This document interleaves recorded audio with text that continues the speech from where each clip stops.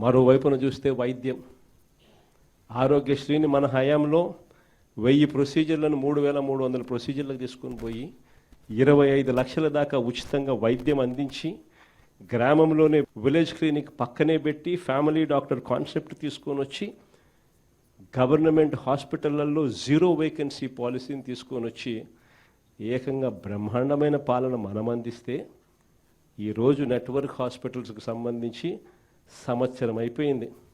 ప్రతి నెల 300 కోట్లు ఆరోగ్యశ్రీ కింద డబ్బులు ఖర్చు అవుతాయి.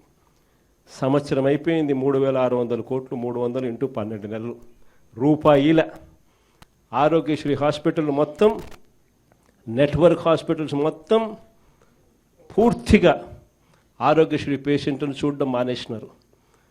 ఈరోజు పేషెంట్కి ఏదైనా వైద్యం పరంగా ఏదైనా ఇబ్బంది వస్తే హాస్పిటల్కి పోతే ఆరోగ్యశ్రీ పేషెంట్కి అందక పేషెంట్ అప్పులు పాలైతే తప్ప వైద్యం అందని పరిస్థితిలో ఈరోజు వైద్యం పరిస్థితి. మరోవైపున చూస్తే రైతుల పరిస్థితి, ఆర్బీకేలు గాలికి ఎగిరిపోయాయి, ఈ క్రాపింగ్ గాలికి ఎగిరిపోయింది, ఉచిత పంటల బీమా గాలికి ఎగిరిపోయింది, రైతులకు పెట్టుబడి సహాయం, సమయానికి ఇచ్చే పెట్టుబడి సహాయం, మనం ఇచ్చే రైతు భరోసా సంవత్సరం అయిపోయింది, గాలికి వదిలేసినారు. ఇన్పుట్ సబ్సిడీ కింద సీజన్ అయిపోయేలాగానే మనం సహాయం చేస్తూ రైతులకు తోడుగా అందించే కార్యక్రమం గాలికి ఎగిరిపోయింది. ఈరోజు రైతులకు ఏ పంటకు కూడా ఈరోజు గిట్టుబాటు ధరలు రాని పరిస్థితి ఈరోజు మొదలైంది. ధాన్యం అనేది ఈరోజు కొనుగోలు చేసే కార్యక్రమం ఏ రైతుకు కూడా కనీసము గిట్టుబాటు ధర ఇచ్చి ఎంఎస్పి ఇచ్చి కొనుగోలు చేసే పరిస్థితి లేదు. మన హయాంలో ఎంఎస్పీనే కాదు, జిఎల్టీ అని గన్ని బ్యాగ్సు, లేబరు, ట్రాన్స్పోర్టు అని ప్రతి ఎకరాకు 10,000 రూపాయలు అదనంగా రైతుకు జిఎల్టీ రూపకంలో మనం డబ్బులు ఇచ్చి ఏ రైతుకు ఎంఎస్పి తగ్గకుండా మనం చూసుకుంటా ఉంటే ఈరోజు ధాన్యం దగ్గర నుంచి మొదలెడితే మిరప, చీని,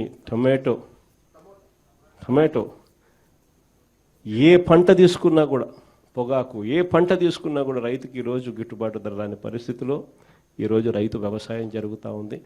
రైతు పరిస్థితి దళారీల పరిస్థితి అయిపోయింది రైతు. మరోవైపున చూస్తే law and order, red book రాజ్యాంగం నడిపిస్తూ ఉన్నారు.